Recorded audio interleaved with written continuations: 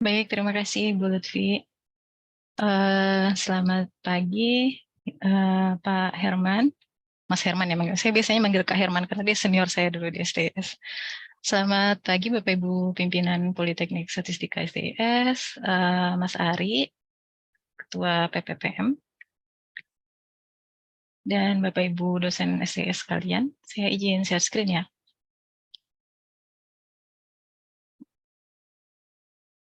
Udah kelihatan ya Bu Lutfi ya? Ya, sudah silakan, Bu.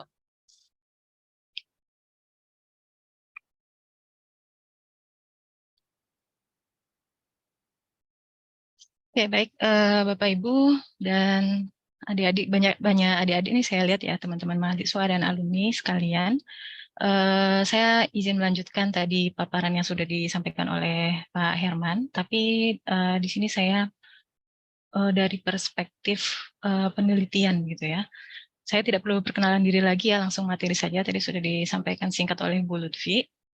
Nah, tadi kalau Pak Herman sudah menjelaskan dari sisi praktiknya ya, bagaimana idealnya kita mengimplementasikan SPB itu di kementerian lembaga. Nah, saya akan melanjutkan dari sudut pandang riset di sini ya, contoh-contoh riset terkait. Saya akan kasih contoh riset-riset terkait transformasi digital dan SPBE. Nanti di akhir saya akan kasih summary area topik dan subtopik penelitian di SPBE ini. Barangkali ada Bapak Ibu akademisi, adik-adik yang lagi mau nyari topik penelitian untuk skripsi bisa menyimak sampai akhir ya. Pertanyaannya kenapa ini harus dijelaskan dari perspektif penelitian gitu ya? Kenapa penting kita untuk melihat transformasi digital dan SPB ini dari perspektif penelitian? Pertama, kalau kita lihat di sini dari penelitiannya Reis dan Melau 2023 ini, jadi si Reis dan Melau ini melakukan literatur review dari penelitian-penelitian yang terkait transformasi digital itu terlihat tren peningkatan ya dari tahun ke tahun. Itu dari sampel publikasi yang diambil oleh si Reis dan Melau ini. Tapi dari situ, dari sampel artikel yang dipublikasikan itu tidak terlihat ada dari Indonesia begitu ya. Mungkin ada banyak penelitian dari Indonesia tentang transformasi digital dan SPBE, tapi mungkin entah tidak masuk di Scopus atau memang dieksklud oleh si Reis dan Melau ini. Cuma dari sini kita bisa menduga masih sedikit begitu ya, mungkin belum terlalu dieksplor kajian di bidang ini. Gitu. Berikutnya, menurut banyak ahli dan peneliti gitu ya, berbagai penelitian itu menyebutkan bahwa kolaborasi antara universitas, industri, dan pemerintah itu sangat penting dalam menjalankan program-program pembangunan di suatu negara. Gitu. Jadi kolaborasi antara universitas, industri, dan pemerintah itu dapat membawa inovasi berbasis pengetahuan dan teknologi pada berbagai aspek pembangunan. Kolaborasi ini biasa kita dengar dengan triple helix. Bahkan sekarang ada yang sampai ke pentahelix gitu ya, quadruple helix gitu yang berkolaborasi juga dengan masyarakat, media, dan lain sebagainya. Jadi dari sudut pandang akademisi itu sangat penting memberikan masukan gitu agar aspek pembangunan tadi khususnya dalam SPBE ini bisa membawa inovasi yang lebih baik lagi gitu ya. Nah, tadi mengenai tema kita hari ini, transformasi digital pemerintah melalui penerapan SPBE, di sini saya meng-highlight dua kata kunci. Yang pertama adalah transformasi digital, lalu SPBE-nya itu sendiri ya. Kita mulai dari yang transformasi digitalnya dulu gitu. Sebelum saya masuk ke apa riset yang bisa kita lakukan di transformasi digital ini, kita lihat dulu konsep definisinya ya supaya tahu sebelum kita mulai riset kita paham dulu skupnya transformasi digital itu. Tadi sebetulnya sudah disinggung oleh Pak Herman bahwa sebetulnya semangat dari SPBE itu bukan hanya automasi begitu ya, tapi bagaimana inovasi dalam proses bisnis begitu. Jadi sesuai dengan definisi transformasi digital itu bagaimana teknologi tadi, inovasi teknologi itu kita manfaatkan untuk melakukan aktivitas dan meningkatkan kinerja yang endingnya itu adalah untuk peningkatan proses bisnis, efisiensi proses bisnis, meningkatkan kepuasan pelanggan misalnya ya, mengefisienkan operasional atau membawa model bisnis baru. Jadi transformasi digital itu bukan hanya tentang going paperless. Jadi kata transformasi itu memiliki makna yang jauh lebih luas daripada itu gitu. Jadi teknologi di sini hanyalah alat atau media ya yang endingnya itu adalah value gitu. Jadi bukan jadi teknologi, sistem, aplikasi itu bukan tujuan akhir, tapi itu media perantara untuk yang tujuan akhirnya itu adalah value. Apa itu value? Bisa organizational value. Organizational value itu misalnya misal contohnya suatu pekerjaan itu jadi jauh lebih efisien. Misalnya absensi menggunakan manual kertas dengan absensi menggunakan aplikasi gitu ya. Itu kan terdapat perbedaan efisiensi di situ. Misalnya itu organizational value. Kalau social value selain organizational value bisa juga social value. Social value itu misalnya masyarakat itu menjadi mengurangi sampah kertas atau apa misalnya yang dampak-dampak di sosial atau cross value keduanya itu yang tujuan akhir yang ingin dicapai dari transformasi digital itu. Jadi teknologi di sini adalah media atau tools. Nah, kalau misalnya kita lihat dari rencana strategis Kementerian Kominfo tahun 2020 sampai 2024, transformasi digital itu bukan hanya melibatkan, bukan dari sisi pemerintah saja. Jadi yang dilibatkan di sini, difokuskan di sini ada 3 aspek. Jadi dari sisi bisnis atau industri juga, masyarakat juga, dan pemerintahan juga, begitu. Nah, pemerintahan kan luas sekali ya, dari mulai sektor A sampai Z gitu. Nah, bagian mana yang harus kita transformasi terlebih dahulu? Sebetulnya di era saat ini ya, kita itu semua sektor, semua aspek dalam kehidupan kita kan bertransformasi ya. Semua hal berbasis digital saat ini. Tapi kan nggak mungkin semuanya kita laksanakan secara sekaligus. Nah, oleh karena itu pemerintah itu memfokuskan transformasi digital itu pada sektor-sektor strategis nasional. Kalau pada rencana Renstranya Kominfo itu salah 6-nya yaitu ada pertanian, perikanan, pariwisata, pendidikan, kesehatan, dan logistik dan perdagangan. Logistik dan perdagangan ini yang difokuskan adalah UMKM. Jadi kalau kita lihat arah kebijakan transformasi digital nasional itu, tadi ya kita hubungkan nih antara yang tadi dijelaskan Pak Herman, konsep definisinya tadi transformasi digital sama tadi aspek-aspeknya. Kalau kita gambarkan, ya kita ringkas dalam satu gambar, itu kurang lebih seperti ini. Jadi layanan-layanan di sektor ini ya, perdagangan, pendidikan, kesehatan, hingga pertanian, perikanan ini, dan lembaga pemerintahan ini untuk layanan publik, ini yang kita fokuskan sektor-sektor ini yang ditransformasikan berbasis digital gitu. Posisi teknologi di sini adalah sebagai media gitu. Entah itu pakai cloud atau big data, AI, IoT, misalnya blockchain, apapun itu, yang emerging teknologi itu adalah media untuk mencapai transformasi di sektor ini gitu. Nah, selain itu tadi yang dijelaskan oleh Pak Herman, ada regulasinya, kebijakannya itu juga harus disiapkan.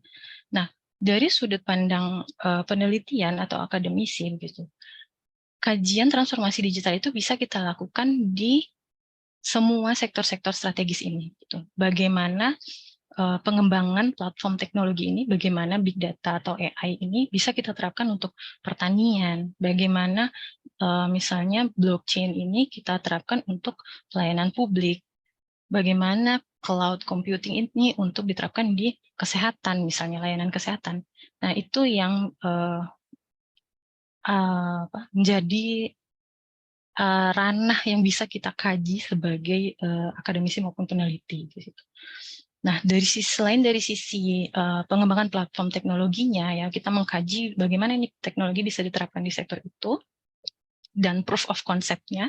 Proof of concept itu maksudnya kita coba dulu ide yang kita propose itu di lingkup yang kecil, sudah berjalan, itu nanti bisa kita perluas skalanya ke skop yang lebih besar. Nah, selain dari platform teknologinya, tentu tadi karena aspek transformasi digital tadi juga mencakup masyarakat. Nah, itu dari sisi manusianya juga bisa kita kaji. Dari sisi bisnis modelnya juga bisa kita kaji karena tadi disebutkan bahwa kalau misalnya ada perubahan dari yang konvensional menggunakan teknologi, pasti akan ada perubahan proses bisnis gitu. Nah, perubahan proses bisnis itu juga bisa menjadi kajian gitu. Mungkin saya akan ambil contoh. Saya akan jelaskan dua contoh penelitian yang pemanfaatan teknologi di pertanian saya ambil dan kesehatan. Contoh yang pertama ini adalah penelitian yang dilakukan oleh Brand, Wells, dan teman-teman ini. Penelitian ini mengenai prediksi kehamilan sapi perah, kehamilan ya, kalau sapi nyebutnya kehamilan juga ya, melalui sampel susu menggunakan deep learning. Nah, jadi dalam pertanian, peternakan sapi perah itu ya, mengidentifikasi status kehamilan secara akurat itu sangat penting untuk perusahaan susu itu supaya menguntungkan. Jadi sapi perah itu dia selama menyusui, produksi susu itu akan mencapai puncaknya. Jumlah susu yang diproduksi itu akan mencapai puncaknya. Nah, kalau dia sudah berhenti menyusui, maka jumlah produksi susunya itu akan turun, kering begitu. Nah, supaya produksi susu itu terus stabil dan mencapai puncaknya, jadi kan dia harus selalu di kondisi menyusui, gitu kan ya. Nah, oleh karena itu petani itu mengincar interval melahirkan yang rutin. Jadi intinya itu sapi itu harus setelah lahir harus segera diinseminasi, lahiran, hamil lagi kayak gitu. Itu harus secara rutin dan di interval yang sudah ditentukan supaya tadi perusahaan susu itu selalu untung gitu. Jadi diagnosis kehamilan secara rutin itu dilakukan oleh dokter hewan gitu untuk saat ini ya. Di mana kemampuan dan kecepatan pendeteksiannya itu tergantung pada kualitas alat bantu deteksi di peternakan. Jadi masih belum begitu akurat. Nah, penelitian ini ya, penelitian tersebut kemudian menggunakan deep learning untuk menetapkan status kehamilan dari data mid infrared ya, mid infrared spektral dari sampel susu yang dikumpulkan secara rutin. Nah, kebetulan ini studi kasusnya kan di UK, di mana datanya itu memang sudah dikumpulkan secara rutin memang sudah ada datanya, jadi tinggal dianalisis saja. Nah, penelitian ini berhasil memprediksi status kehamilan sapi dengan akurasi tinggi dari data MIR spektral tadi, gitu ya, menggunakan deep learning. Mereka membangun dua model, di mana salah satu dari dua model prediksinya yang dibangun itu sudah diklaim sudah siap diterapkan di industri. Nah, ini contoh tadi ya, ini bagaimana teknologi ini, platform teknologi ini bisa mendigitalisasi gitu proses yang ada di sektor-sektor strategis tadi. Saya ambil satu contoh lagi, misalnya di bidang kesehatan.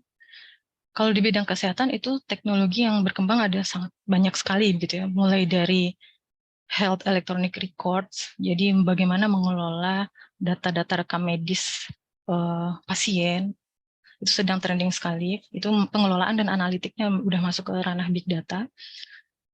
SIRS, Sistem Informasi Rumah Sakit, bagaimana rumah sakit itu terintegrasi dengan satu sistem, mulai dari kita mendaftar nomor antrian gitu ya, sampai ke farmasi, ke lab-nya, sampai ke apa sih namanya, kasir, itu kita nggak perlu input data lagi. Itu beberapa rumah sakit di Jakarta sudah menerapkan SIRS itu. Kemudian ada e-health, telemedicine, termasuk di dalamnya teleconsultation, mobile health itu ya, itu semua teknologi yang berkembang di digitalisasi sektor kesehatan. Nah, di sini contoh yang saya ambil adalah salah satu hasil penelitian dari Universitas Indonesia. Ini mendesain personal health record di Indonesia gitu ya. Bagaimana health record di Indonesia itu bisa terhimpun dan terhubung ya, satu-satu dengan yang lainnya. Jadi gini Bapak Ibu dan teman-teman sekalian. Misalnya kalau kita selama ini ya, kita berobat ya. Kita berobat ke satu rumah sakit. Katakan ke rumah sakit A gitu kan ya. Di sana kita daftar, terus kita diperiksa ini itu, kemudian rekam medis kita udah ditulis di rumah sakit itu gitu kan ya. Terus kita pindah ke rumah sakit B. Karena rujukan atau karena apa, kita mungkin suatu hari kita berobat ke rumah sakit yang lain gitu. Itu kan kita rekam medisnya ulang lagi dari awal kan ya, dari kertas kosong lagi, rekam ulang lagi, dicatat lagi semuanya gitu, dan seterusnya sampai beberapa rumah sakit. Nah, bayangkan kalau seandainya tadi data rekam medis itu seharusnya dokter di rumah sakit yang B itu bisa melihat rekam medis yang di rumah sakit sebelumnya, bahkan data-data kita waktu berobat tahun lalu, waktu kita kecil dulu, sehingga bisa dianalisis, oh dilihat dari pola tahun ke tahun ternyata ini mungkin ada risiko penyakit ini. Itu akan jauh lebih apa ya, presisi, akurat, diagnosanya itu akan jauh lebih baik. Nah itu yang ingin dicapai dari personal health record, integrated personal health record itu. Nah itu yang area yang bisa diteliti, bagaimana mendesain supaya health record itu bisa terhubung dari satu rumah sakit ke rumah sakit yang lain, satu orang itu terekam dengan baik dari tahun ke tahun dia melakukan pengobatan. Nah, tapi di satu sisi kalau misalnya data kita misalnya terhimpun dari mulai kita lahir sampai dengan berapa puluh tahun kita hidup dan di beberapa rumah sakit yang kita berobat gitu kan ya. Isu yang lain adalah itu bagaimana data kita disimpan gitu kan ya. Bagaimana data kita selanjutnya bisa diapain sama operatornya data yang kita miliki begitu kan ya, maka akan muncul ethical dan legal issue gitu. Jadi di satu sisi kita bisa mengkaji dari penerapan teknologinya, di satu sisi kita bisa melihat dari aspek manusianya, bisa melihat dari risiko risiko keamanan yang harus diketahui oleh si pemilik data gitu ya, karena penggunaan data bisa digunakan oleh pihak-pihak yang tidak bertanggung jawab gitu untuk data yang tadi sudah terhimpun gitu. Nah, ini kalau contoh di peternakan, kalau yang ini contoh di kesehatan gitu ya. Nah, kalau yang area yang ini, yang lembaga pemerintahan ini atau layanan publik ini, inilah ranah yang kita sebut dengan SPBE tadi gitu. Atau kalau misalnya di padanan katanya dalam bahasa Inggris ya, kalau saya baca di literatur itu tetap namanya e-government, walaupun kalau di peraturan menteri, di peraturan di Indonesia kan dari e-gov terus berubah jadi SPBE, tapi kalau di literatur kan tetap namanya e-government gitu ya.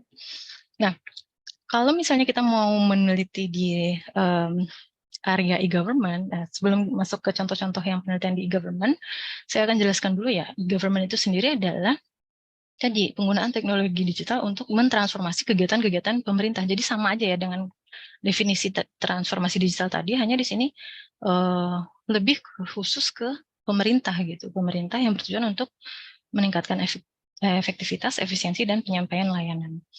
Tadi tujuan akhirnya ya, value yang ingin dicapai dari SPBE ini adalah inovasi layanan masyarakat dan bisnis, pemerintah yang transparan gitu ya, harapannya ya, pemerintah berbasis pengetahuan, pengambilan kebijakan berbasis pengetahuan, berbasis data gitu ya, dan inovasi cara kerja pemerintah. Jadi tadi bukan hanya tentang going paperless gitu, tapi lebih dari itu.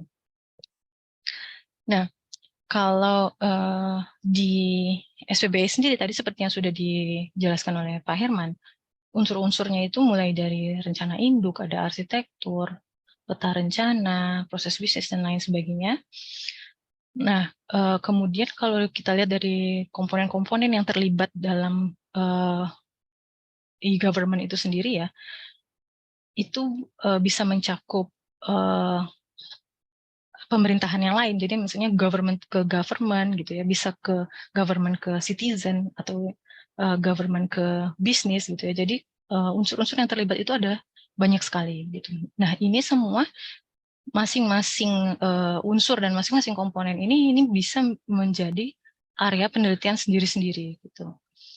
Nah, ini jadi saya mencoba untuk men-summary gitu ya, topik dan subtopik area penelitian di bidang transformasi digital tadi, khususnya yang berkaitan langsung dengan pemerintahan gitu ya. Ini saya adopsi dari Reis dan Melau dan Sneyd dan Wright ini. Nanti kalau teman-teman mau baca lebih detail, Bapak Ibu dan teman-teman bisa baca. Saya kasih nanti referensinya di akhir. Jadi summary-nya adalah kita yang bisa kita teliti, tapi tidak terbatas ya, not limited to ini. Ini saya ambil yang benar-benar beririsan dengan sistem informasi saja gitu, karena saya pahamnya sistem informasi gitu. Nah, terus itu pertama ada bisnis model. Tadi bisnis model itu mulai dari kita bagaimana meneliti perubahan proses bisnis, inovasi proses bisnis, karena ada perubahan dari konvensional menjadi digital tadi gitu. Kemudian bagaimana perubahan di organisasi, bagaimana kita mengantisipasi perubahan gitu ya, bagaimana mitigasinya gitu. Itu juga area subtopik penelitian tersendiri. Kemudian bisnis strategi ini maksudnya bagaimana kita menyusun strategi supaya tadi kita mau berharapnya SPBE kita itu berada di tingkat mana, kita analisis gap-gapnya, strategi untuk mengisi gap-gap itu gitu ya. Kemudian tentu dari sisi teknologinya ini tadi bagaimana mengadopsi teknologi-teknologi yang lagi emerging seperti AI, Big Data, IoT, dan blockchain itu untuk pemerintahan. Lalu kajian untuk cloud service ini kenapa saya pisahkan? Karena ini memang khusus disebutkan di rencana strategisnya Kemenkominfo, bahwa salah satu kajiannya prioritas saat ini adalah bagaimana pemerintah itu bisa menggunakan teknologi berbasis layanan berbagi pakai gitu.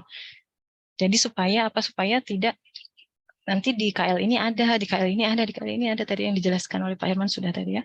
Jadi bagaimana teknologi itu berbasis layanan berbagi pakai. Lalu dampak ya, impact to business, dampak penggunaan dan pengembangan aplikasi. Jadi tadi e-government atau SPBE itu bukan tentang berlomba-lomba membangun aplikasi di KL-KL, tapi gimana ya? Tapi di satu sisi kadang membangun aplikasi diapresiasi sebagai inovasi ya, jadi serba salah juga ya. Padahal sebenarnya yang betul adalah bagaimana aplikasi yang dibangun itu apa dampaknya, dampak penggunaan dan pengembangan aplikasi itu ke bisnis gitu. Oke, itu tadi dari sisi bisnis modelnya, kemudian teknologinya, kemudian dari sisi manusianya. Dari sisi manusianya itu ada banyak hal yang bisa dikaji. Bisa dari digital culture, digital literasinya, digital skills, lalu dari sisi pegawai pemerintahan itu sendiri, bagaimana experience dan acceptance-nya terhadap SPBE yang diterapkan di KL itu, gitu ya. Kemudian di sisi masyarakat, bagaimana masyarakat engagement-nya, partisipasinya, gitu ya. Kalau ini bahkan kalau di e-Government Development Index keluarannya UN, jadi PBB itu setiap tahunnya mengukur, setiap tahun ya kalau nggak salah, itu secara rutin mengukur development e-government di setiap negara gitu, dan dikeluarkan skor indeks gitu ya, namanya e-Government Development Index. Nah, salah satu komponen penyusun indeks e-government itu adalah ini, e-participation, partisipasi dari masyarakat itu. Jadi ini faktor penentu juga gitu ya, penyumbang untuk skor development e-government di suatu negara itu. Lalu drivers and barriers, maksudnya faktor pendorong dan penghalang gitu ya, pendorong dan penghalang dari sisi manusianya untuk bertransformasi digital tadi gitu. Nah, ini dari sisi governance ini maksudnya sebenarnya governance ini mencakup manajemen juga, policy juga gitu ya. Cuma saya tulis governance aja di sini.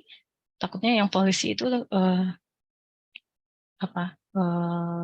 terlalu jauh dari yang sistem informasi. Itu yang bisa dikaji sebetulnya semua ini tadi, semua unsur-unsur SPB ini tadi. Cuma saya highlight di sini ada arsitektur, kemudian audit TIK. Audit TIK itu yang bisa kita audit adalah audit business value-nya, apakah sudah tercapai begitu ya dari SPB yang kita bangun, audit infrastrukturnya, audit aplikasinya, audit keamanannya. Tuh. Lalu ada monitoring dan evaluasi. Monitoring dan evaluasi bagaimana SPBE yang diterapkan di suatu kementerian atau lembaga itu sudah mencapai kematangan sejauh apa gitu ya. Nah, ini semua area topik dan subtopik yang bisa dikaji tadi di transformasi digital secara umum. kan khususnya di pemerintahan atau yang kita sebut dengan SPBE tadi. Nah, ini bisa kita lakukan di sektor-sektor manapun yang tergolong dalam sektor strategis nasional yang tadi ya, ada pendidikan, kesehatan tadi, pertanian, pariwisata, dan UMKM tadi. Nah, ini masing-masing ini kalau saya sebutkan contoh-contohnya nanti kita bisa sampai sore selesainya, jadi saya ambil beberapa contoh saja ya di sini ya. Yang pertama, dari sisi teknologinya dulu. Dari sisi teknologi ini ada contoh penelitian yang dilakukan oleh Piao et al. Sama Zhang ini. Ada banyak sekali penelitian yang mengkaji blockchain, ya, penerapan atau pemanfaatan blockchain di pemerintahan. Nah, yang lagi trending diteliti itu adalah bagaimana memanfaatkan blockchain itu untuk berbagi informasi, berbagi sumber daya, berbagi data antar pemerintahan. Sekaligus bagaimana blockchain itu menjaga privasi dari data yang dibagi pakaikan gitu. Kalau misalnya selama ini kita secara tradisional berbagi data itu adalah misalnya gini ya, share link gitu ya, share link nanti download di sini, share link drive gitu.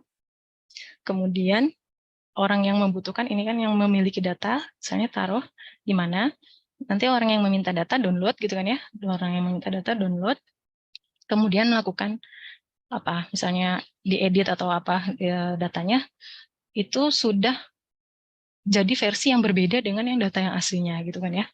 Nah, apa harapannya dengan berbasis blockchain tadi, berbagi pakai data itu, gimana ya, saya sama seperti kita pakai, anggaplah gini, data kependudukan misalnya, data kependudukan itu kita taruh di sebuah Google Sheet, katakan 200 berapa sih, 200 jutaan ya penduduk Indonesia, kita taruh di Google Sheet semua datanya, jadi di situ Dukcapil bisa akses, BPS bisa akses, kemudian siapa lagi, Kemensos bisa akses, Kemenaker bisa akses, KPU bisa akses misalnya. Kalau misalnya ada penduduk yang meninggal, tinggal delete gitu ya. Kalau ada yang bertambah, nanti tinggal ditambah. Simpelnya seperti itu. Tapi kan nggak mungkin data itu kan langsung di-share ke dalam sebuah Google Sheet itu kan. Kita butuh mendesain mekanisme bisa berbagi pakai seperti seolah-olah kita di Google Sheet itu. Semua bisa akses, semua bisa edit, tapi tetap raw datanya itu terbungkus gitu. Raw datanya itu terbungkus, privacy dari yang pemilik datanya itu tetap terjaga. Nah, itu yang peneliti saat ini sedang mencoba meneliti, mendesain blockchain-based government information resource sharing dan privacy preserving itu tadi. Jadi kalau misalnya di sini kita lihat, misalnya ada data apa gitu ya, jadi KL ini itu semuanya bisa akses gitu ya. Tapi di saat yang bersamaan ketika datanya itu update, semua orang bisa melihat versi yang sama gitu. Ibaratnya di sini ada jadi KL itu posisinya bisa sebagai data provider, jadi dia yang mengupdate data, bisa juga sebagai data requester yang menggunakan datanya gitu. Jadi tanpa harus melihat raw datanya gitu. Jadi misalnya si requesternya ini misalnya tadi kalau contohnya data kependudukan tadi misalnya ingin melihat misalnya kalau yang lagi ini sekarang daftar pemilih tetap misalnya service requesternya ini ingin melihat jumlah penduduk yang usianya sudah cukup ya untuk menjadi pemilih tetap berdasarkan provinsi misalkan. Nah, itu sistem bisa menghasilkan data tersebut, menampilkan data tersebut tanpa si requesternya ini mengakses raw datanya secara langsung. Nah, itu yang menjadi PR besar untuk para peneliti ya.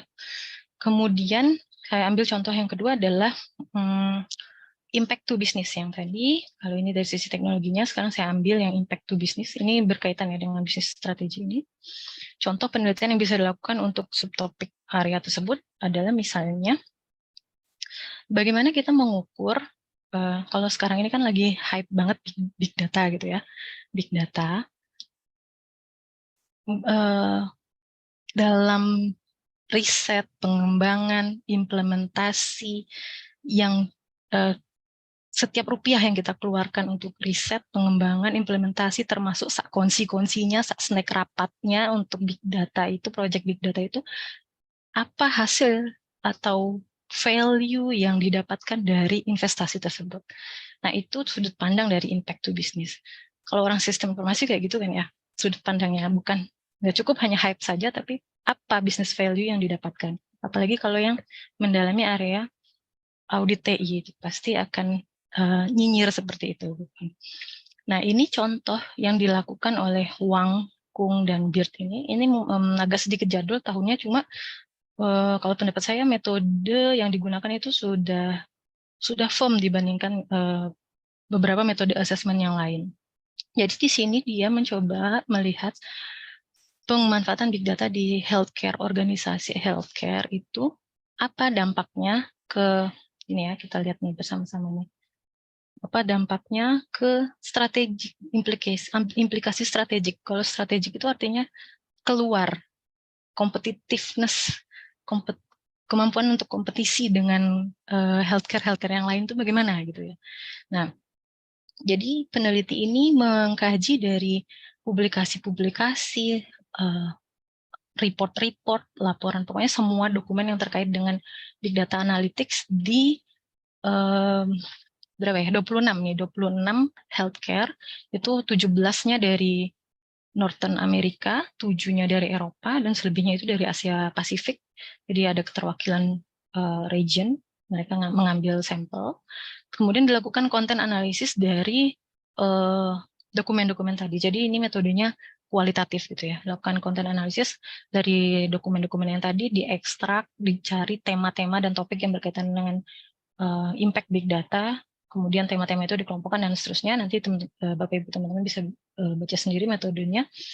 Yang hasilnya adalah, jadi mereka mengelompokkan semua kata kunci atau tema tadi ke dalam 5 ini ya, 5 benefits ini. Jadi kalau kesimpulannya adalah, kalau dari penelitian ini mereka melihat big data, investasi big data di healthcare sampel yang mereka ambil itu sangat bermanfaat dalam hal infrastruktur dan operasional gitu. Jadi IT cost itu, unnecessary IT cost itu bisa dihindari, misalnya healthcare sistemnya itu jadi lebih baik. Misalnya untuk dari sisi operasional itu misalnya clinical decision itu menjadi lebih akurat dan lain sebagainya. Itu dilihat di sini frekuensinya tinggi sekali, 79 sampai 73 kali disebutkan di report-report tersebut. Tapi kalau dilihat dari strategic benefits itu sangat dikit ya, masih sedikit. Jadi efeknya itu baru sampai ke operasional, belum ke strategik. Jadi di sini disebutkan itu investasi di big data itu bisa meningkatkan competitiveness, kemampuan untuk berkompetisi dengan healthcare yang lain gitu. Namun itu hanya ada di 2 kali disebutkan dari 26 dokumen tersebut. Nah, ini cara yang bisa kita lakukan untuk melihat apakah teknologi yang kita investasikan dalam transformasi di salah satu sektor strategis di pemerintahan tadi sudah berdampak belum, apalagi kalau urusannya pelayanan publik, apakah berdampak ke masyarakat atau tidak, seperti itu ya. Ini tinggal berapa menit ya, 10 menit kali ya. Oke, saya percepat. Berikutnya ada citizen engagement. Citizen engagement ini penelitian yang dilakukan oleh mahasiswa bimbingan saya ini, Dia Henisa, lulus tahun lalu. Ini kemudian skripsinya dipublikasikan di salah satu conference. Di sini dia ini mencoba mengkaji begitu ya, sosial media pemerintah itu bagaimana engagement dari masyarakat ke salah satu government social media studi kasus yang dia ambil gitu kan. Citizen engagement-nya itu dilihat dari popularitas. Popularitas itu adalah rata-rata jumlah like per post-nya itu dikali 1000, kemudian komitmen itu rata-rata jumlah komen per post-nya dikali 1000, virality, kemudian virality itu adalah rata-rata jumlah share per post-nya dikali 1000. Nah, itu formulanya seperti ini, itulah engagement rate dari citizen ke government social media atau government website atau apapun itu. Nah, di sini peneliti kemudian melihat, mengkaji gitu ya, untuk masing-masing komponen dari citizen engagement rate ini itu dipengaruhi oleh apa gitu. Nah, di sini dikaji, dilihat dari post topiknya. Post topik itu dilihat dari dari semua postingan yang ada itu diambil, terus kemudian dikelompokkan menggunakan topik modeling berbasis LDA gitu. Kemudian apakah media type-nya, misalnya apakah postingan pakai foto atau pakai video, pakai teks, pakai meme, itu akan menghasilkan engagement rate yang berbeda misalnya. Lalu post time itu dilihat dari hari dan jamnya. Nah, dari penelitian ini itu diketahui bahwa ini diuji menggunakan Kruskal-Wallis test dan tes, itu didapati bahwa engagement rate tertinggi itu di antara Facebook, Twitter, dan Instagram. Instagram itu yang merupakan engagement rate-nya paling tinggi dibandingkan Facebook dan Twitter. Mungkin memang zaman sekarang orang lebih banyak main di IG kali ya daripada Facebook dan Twitter. Kemudian untuk media type-nya ini, kalau video dan foto dan postingannya itu di malam hari dan weekend, itu akan engagement rate-nya lebih tinggi gitu ya. Tapi penelitian ini bukan merekomendasikan kemudian tim humas harus bekerja di luar working hour ya, bukan gitu maksudnya. Disusun strateginya mungkinnya di scheduling atau apa begitu. Nah, ini tadi kalau dilihat dari sisi manusianya, ya, dari sisi manusianya ada banyak hal yang bisa kita gali. Kalau dari sisi manusia itu topik penelitian tuh nggak ada habis-habisnya. Gitu. Lalu dari sisi governance-nya tadi kita bisa meneliti di terkait dengan arsitektur gitu ya, bisa kita coba lakukan rancangan, kita mengusulkan rancangan arsitektur, misalnya kalau ini tadi kan sudah dijelaskan ada beberapa domain di SPBE ya, misalnya ini contohnya Gede Sudanta dan kawan-kawan ini merancang arsitektur untuk domain proses bisnisnya saja di pemerintah Kabupaten Kuningan. Jadi dari penelitian ini dihasilkan nanti proses bisnis mulai dari level 0, level 1 sampai ke proses bisnis lintas fungsi gitu. Lalu kemudian misalnya kita ambil domain yang lain, misalnya kalau ini domain layanan misalnya, nanti dihasilkan katalog layanan dari situ. Itu juga salah satu area yang bisa kita gali untuk kita teliti. Lalu evaluasi tingkat kematangan, misalnya ini contohnya yang dilakukan oleh Deki S. Putra dan teman-teman itu mengevaluasi untuk domain manajemennya, gitu ya. Kan tadi ada banyak domain yang dijelaskan oleh Pak Herman, mengevaluasi domain manajemen SPBE-nya. Itu menggunakan peraturan Menpan RB nomor 59 tahun 2022, itu memang peraturan yang berisi petunjuk untuk mengevaluasi SPBE. Atau misalnya, contohnya yang dilakukan Rizeki Yuda Saputra ini dan teman-teman itu mau mengukur yang sama, mirip seperti yang ini, tapi ini untuk semua domain. Jadi untuk semua domain diukur, alat ukurnya menggunakan CMMI Dev ini ya. Nah, kok bisa berbeda-beda alat ukurnya? Bisa, itu sendiri merupakan area penelitian gitu. Kita melakukan komparatif study, misalnya membandingkan antara satu metode dengan yang lain, mana yang lebih unggul, plus minusnya apa, nanti kita bisa propose e-government maturity model yang baru, misalnya kita mengevaluasi alat ukur yang disediakan oleh Menpan RB ini, kemudian kita bisa kasih improvement di bagian mana, seperti itu. Boleh dipercepat, Bu? Siap-siap, ini udah masuk penutup, Bu. Nah, jadi itu tadi Bapak Ibu dan teman-teman sekalian area topik dan subtopik penelitian sumbangsih yang bisa kita lakukan sebagai akademisi dan peneliti di area transformasi digital dan e-government gitu ya. Nah, terakhir pesan dari saya adalah sebenarnya ini tertuju untuk siapa gitu kan ya, pasti hadirin yang hadir di Zoom pada pagi hari ini dan YouTube itu latar belakang ilmunya kan beragam ya pasti ya. Tapi dari sampel penelitian pada dua sumber ini gitu ya, publikasi terbanyak terkait digital transformation itu ada di MIS Quarterly. Nah, ini adalah apa ya? Dewanya orang-orang sistem informasi begitu ya, ada macam alkitabnya gitu ya. Itu khususnya di bidang manajemen information system dan knowledge management, tapi tidak menutup kemungkinan bahkan seharusnya kita orang sistem informasi itu berkolaborasi dengan karena tadi kan sektor-sektor strategis itu lintas ya, ada pertanian, kesehatan dan sebagainya. Kita kan pasti tidak memiliki pengetahuan yang mendalam di bidang kesehatannya, di peternakannya. Jadi memang harus kolaborasi dengan peneliti, rekan-rekan dari bidang ilmu yang lain gitu. Karena permasalahannya disebutkan di Khan dan Park ini ya, permasalahannya penelitian di developing countries itu, majority dari developing countries itu menghasilkan publikasi itu tidak lintas bidang ilmu gitu. Padahal area transformasi digital dan e-government tadi adalah lintas bidang ilmu. Gitu. Nah ini referensi-referensi yang bisa Bapak Ibu dan teman-teman baca dari beberapa yang saya kutip tadi, kecuali yang saya screenshot, semuanya bisa Bapak Ibu lihat di sini. Baik, demikian dari saya. Terima kasih. Saya kembalikan ke Bu Lutfi.